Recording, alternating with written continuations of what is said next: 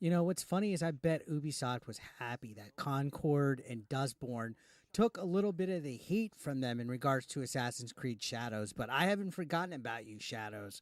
We're still going to be calling you out, and we're looking forward to November when a lot more shenanigans come out.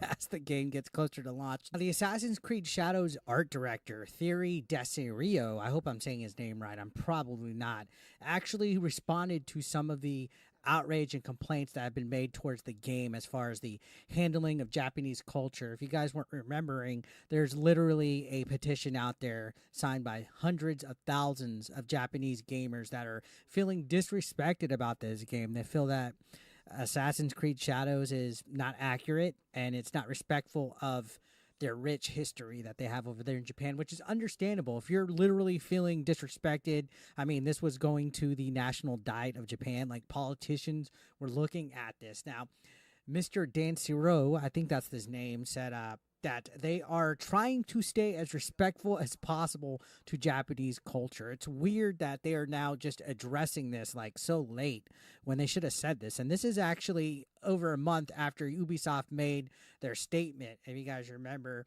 they actually had to come out, and a lot of the wokies got upset that they, I guess, catered to the right wing mob. Yeah, we had this tweet come out where they basically just assured everybody that even though Assassin's Creed Shadow is a fictional historical story and that they have created liberty and stuff on it, that they intend to respect Japan as a culture and stuff. But there was a whole bunch of mess with this because a lot of the wokies felt that they caved in. To me, I just think this was a whole lot of saying something without saying anything. I think it was just a damage control piece, but it was too little too late at that point in time.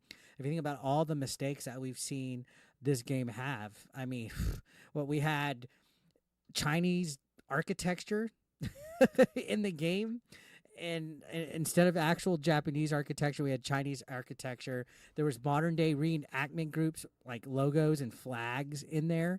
There was also a samurai sword that was used at a display from One Piece, claiming that it was Yasuke's sword, and then just getting to Yasuke itself, depicting him as an actual historical figure, like a full-blown samurai rather than just a retainer, has been a topic of discussion so much that even the Assassin's Creed Shadows subreddit is banning people. They are literally not allowing a conversation debating whether Yasuke was a samurai or not. So there's been a lot of things against Ubisoft in regards to this game. They've been taking a lot of heat. If you've been watching my channel, I've been covering it. So yeah, I think they are constantly stumbling as a company. Like, Ubisoft cannot do anything right when it comes to Assassin's Creed Shadows at this point. And I mean, at this point, for them to be addressing all these complaints and the art directors saying this stuff at a interview which took place at Gamescom. Now, editor-in-chief at Eurogamer, Tom Phillips, was pressing him, which is good. I like to see people asking the tough questions. And he said, of course, we're making creative choices. It's a video game in the end, so we want to make the best experience as possible for our players. And that they've worked with a lot of experts just to understand, well, the time period. We did a lot of our own work. We're making sure we depict this world in a respectful way while fulfilling the gameplay needs and making it entertaining. We've worked with Osaka and Tokyo studios who've acted as consultants. One of their art directors is involved in doing research in the field. We went there, we did a field trip as well, and we have Japanese experts living in Japan. We use them a lot to look at our assets. They play the game and provide feedback. But here's the difference. If you're using these experts, right, why are you having so many fuck-ups? Why is there Chinese architecture in the game? Why is Thomas Lockley's fictional story about Yasuke being like a definitive historical source?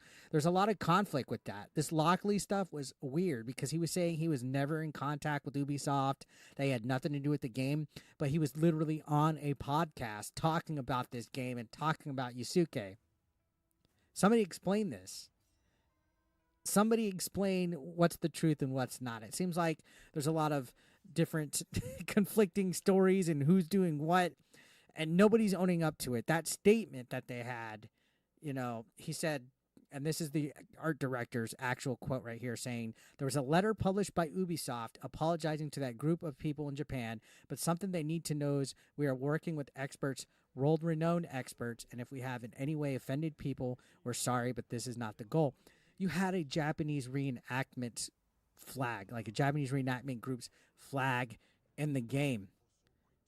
You used a one-piece prop at a convention and claimed it was Yasuke's sword. There's been evidence of other things. I mean, trees, cherry blossoms being in the wrong season, wrong architecture. Like what are these experts of? And we're not even getting into the whole Yasuke mess right here. We're talking about the actual like expertise of these people. Yeah, Assassin's Creed's never been historically accurate. Guys, okay, having fictional like entertainment, like a historical fiction, I get it. That's one thing. But being completely wrong and out of bounds, that's another. To where you're pissing off an entire country to where they made a petition about it. And it wasn't even about Yasuke, really. Yeah, they brought him up into it, but it was mostly about how they feel that they're being disrespected. Yasuke is a whole other thing. This whole fictional story about him, basically embellishing him, making him into some kind of legendary figure. It's not the fact that it's a black guy that we have a fucking problem with the game. It's the fact that you're purposely shoving this guy in and making a history that doesn't exist, a fictional history to make him some kind of historical figure instead of just making a great game and just creating your own character. Why did you have to put Yasuke there? If it's not going to be historically accurate anyway, why not just make a fictional black character and have them be a samurai? I'm sure less people would have a problem with it. Sure, it would still be woke as fuck, but you wouldn't be embellishing on a fake story made by Thomas Lockley and turning some kind of nobody into some huge legendary samurai. That's the thing that bugs me the most about it. So the director said in regards to the effect of social media, because there's been a lot of buzz, a lot of backlash about it, if it's had an effect on the dev team, the director said it's a personal question. It's up to everyone to see. Do you read all the stuff that's coming out? Are you spending a lot of time on social media, reading all the comments? Are you staying focused? I know some people who get affected. Social media platforms are a free space where people can do what they want. At the same time, we're very focused on shipping this title on this last mile, polishing the quality as much as possible. We know we've had a great game in our hands. We're proud of that and should stay proud of this game we've made. So, yeah, I mean, even if the game is good, it's tainted, right? I'm going to be checking it out personally. I like Assassin's Creed games, but I'm not going to be easy on this. There's a lot of stuff going in that has red flags, like a bunch, like into this game.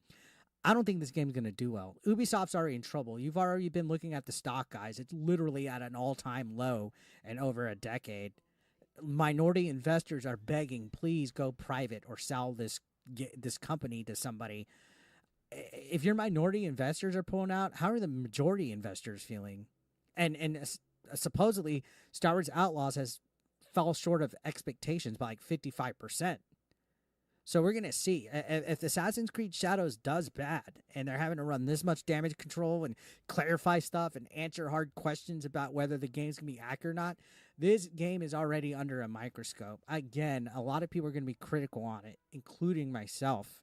Going into this is an uphill battle that Ubisoft, I think, cannot climb out of, which is sad. I'm sure this game's going to be great. I'm sure the combat's going to be great, but having a big muscular black guy chopping off the heads of Japanese people to rap music. Again, I said in the past, how tone deaf is that? Like, who in the right minds at Ubisoft thought that was fantastic? Like, this is literally a Wokie's wet dream. A Wokie's wet dream here. For some reason, it always seems like they don't like Asian people. They call them white adjacent. I've heard that term.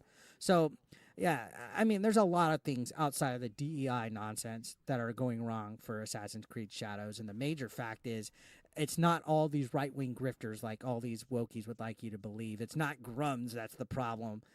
The Japanese people are upset, and I know it because I've seen them come to my channel.